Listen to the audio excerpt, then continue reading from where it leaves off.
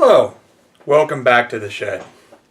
So, it is October 30th, day before Halloween.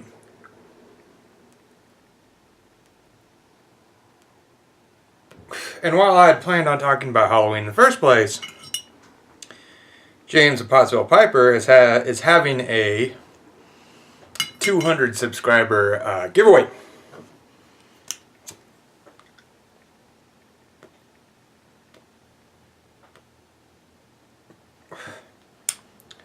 And what I was going to talk about, interestingly enough, exactly coincides to the topic for his VR.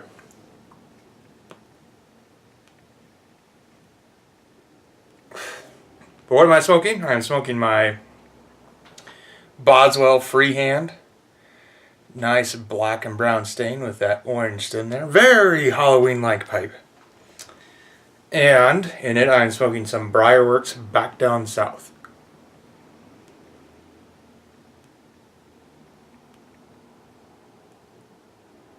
So, what I was going to talk about today, and what James had asked us, tell of your favorite Halloween, and then tell of a story where you were scared.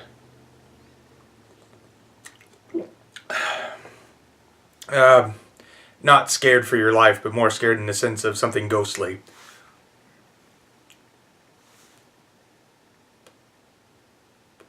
So first up, Halloween for me, when I was a kid, my parents never put a whole lot of emphasis on it.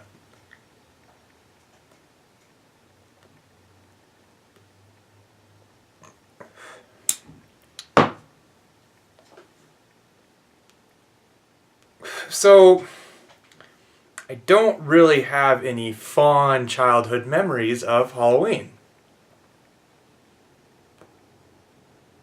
And I think the main reason my parents never put a lot of emphasis on it was because they were growing up, or when they were growing up, they were farmers.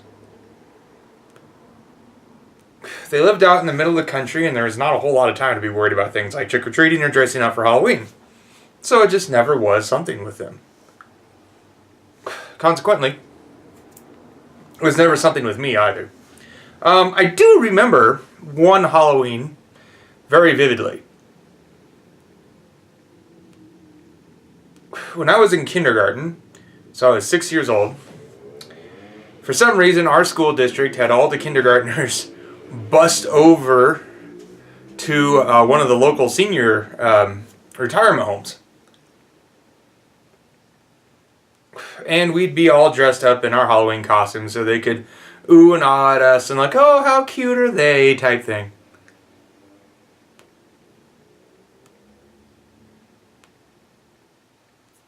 And so, that year, I was dressed up as Paul Bunyan.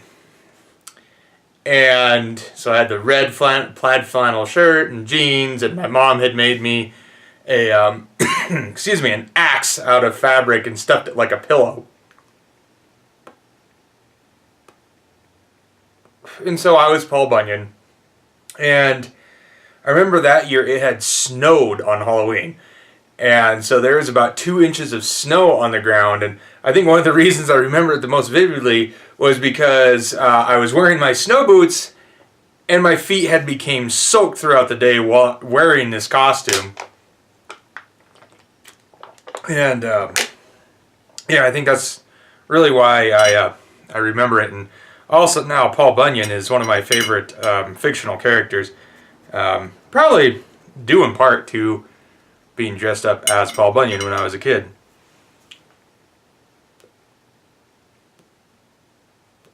So, the other part of James's VR and for me today.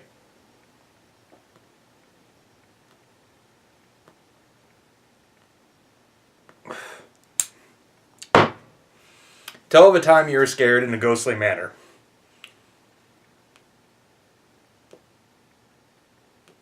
I have 3. All of these happened to me. All of these are true.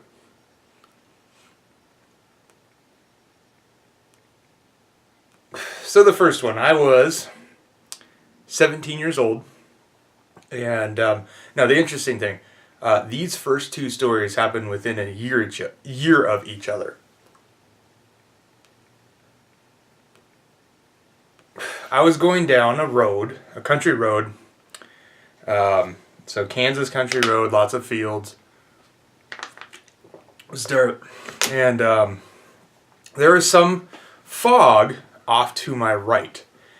And it was really weird because that fog only sat in that one field.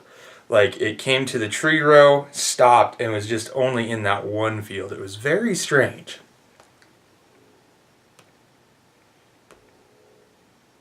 It was the fall, and it was about,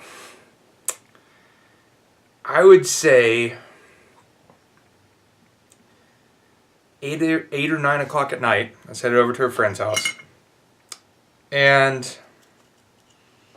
I'm going along, and now I only had an AM radio in this pickup. It's a little Dodge Ram 50. And I'm cruising along about 45 miles an hour. And from my right, where the fog is, comes out into the middle of the road and forms a man. Now, it wasn't like fleshed out, like, oh, he was, this color clothes and that type. It was a man out of the mist.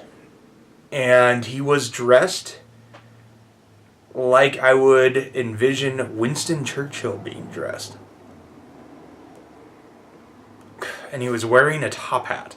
Very clearly remember he was in a suit, a very nice snazzy suit, and he was wearing a top hat. It was very defined for just being out of fog. And so I slam on my brakes, the brakes lock up, and I'm skidding towards this figure out of the mist. And I stop just before I get to the figure. And when I come to a stop, his head turns, looks at me, turns back straight forward. He's gone. Just poof. And the fog in the field's gone too. I am pretty scared. What in the world was that? Who was this guy? Where did that come from?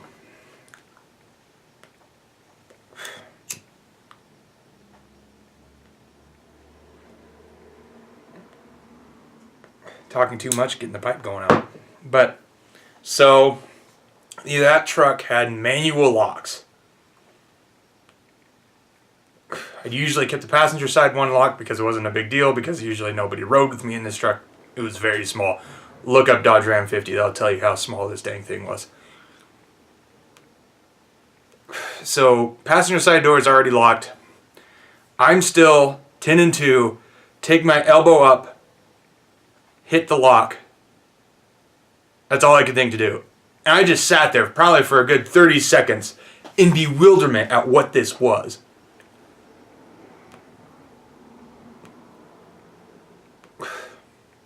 So after the shock had gone, I slammed on the accelerator. I could not get out of there fast enough. Tires spin, gravel kicking back, and I am gone. Because who in the world was that? What in the world was that? Of course, I get to my friend's house. A couple other friends are there, and they're like, Drew, you're crazy. You're crazy. That could not have happened. That does not exist. And I'm like, it happened. It really happened. I can show you exactly where it happened. I can show you where I skidded. I can show you where I peeled out. It happened.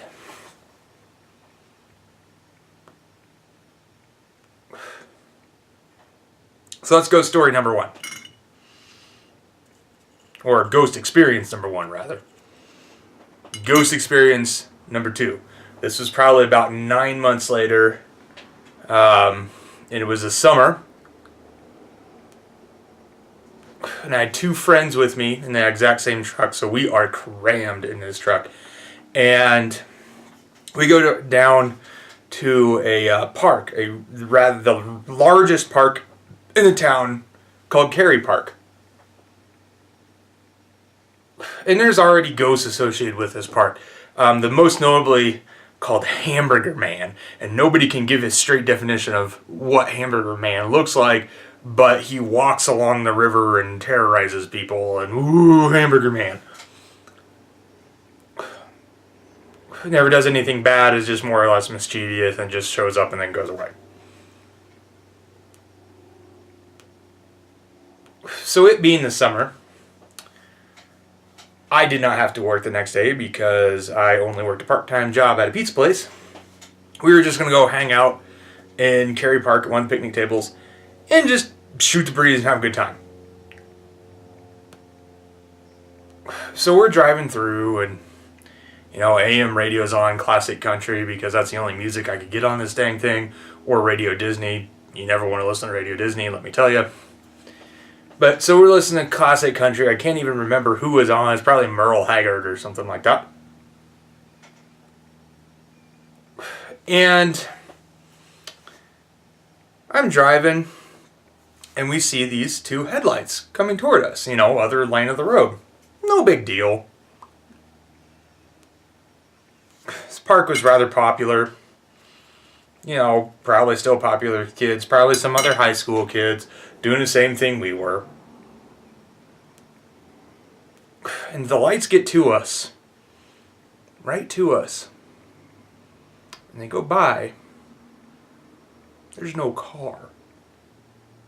It was just two lights floating along. And there's no car. There's just these two orbs of light floating along. There's no car. There's no red tail lights with them. Nothing. Absolutely nothing was attached to these two lights. Now, interesting thing about that. Right when those lights got to us, the radio went completely static. Completely static. Which was really odd because this is a rather strong radio station. If you've ever listened to AM radio, it goes for miles and miles and miles and miles. But just completely static. For no reason.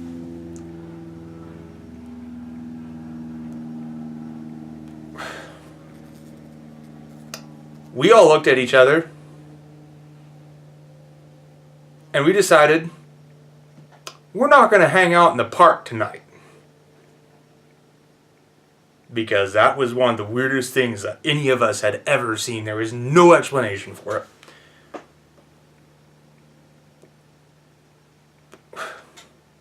So, we got out of the park. We went back to one of our friends' houses and we hung out there pretty much in silence. As far as I can remember, we hung out at one of our houses. One of my friends, I still talk to her. She doesn't know what the hell that was. Neither do I. It was spooky.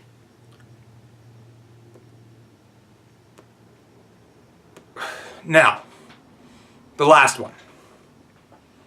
This is still currently going on from time to time. I work at an industrial supplier. We have many things such as grinding discs and nuts and bolts, or bread and butter is nuts and bolts, safety equipment, things like that. We have a ghost. Or at least something that I cannot explain.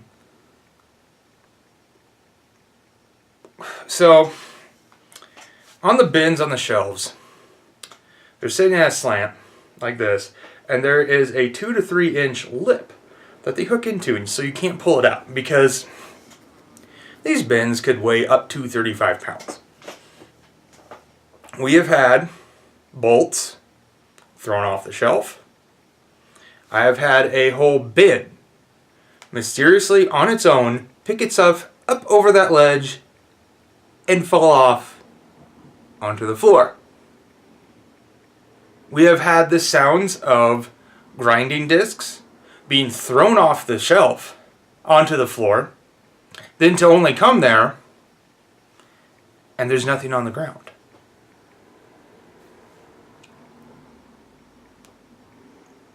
We have a back door to this place that only the employees use. We've had that door been flung open multiple times for no reason.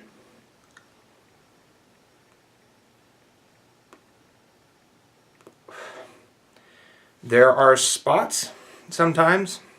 You walk through the showroom, middle of the store, middle of the building, never the same spot. It'll be cold. Like, not freezingly cold, but like a very noticeable difference in the temperature in the middle of the summer. This building has no air conditioning.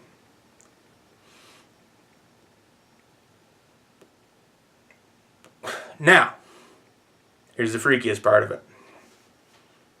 We have a men's and a women's restroom.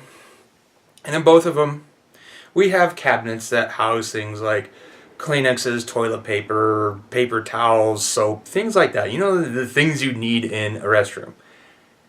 And in the women's restroom, well, both restrooms actually, but the women's restroom is where this happened. We had a box of Kleenex tissue on top of this little cupboard. And the female employee, the girl that works there, she'd already used the bathroom once a day, so we knew that everything was shut off in this bathroom. She goes into the bathroom, and she doesn't even use the bathroom. She right away comes up to me and goes, "Are you screwing with me?" I'm like, what are you talking about? Are you screwing with me? I have no idea what you're talking about. Right? Are you screwing with me? What's going on? She goes, "That box of Kleenex, it is perfectly moved to the corner of the room, and the faucet is on." I go, "The faucet's on? What do you mean the faucet's on?" She goes, "It's running. The faucet's running." I'm like, "That can't be. It wasn't running 15 minutes ago." And she goes, "Go check it out." And sure enough, here's the faucet turned on. There's this box of Kleenex is perfectly placed under it in the corner. And I know for a fact that she had not turned it on because she had not been in there long enough when she went to the restroom to turn anything on except the light switch.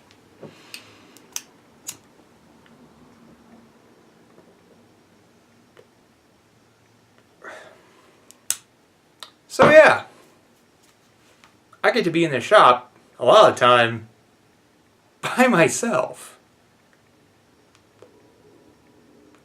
Oh yeah, it can be interesting.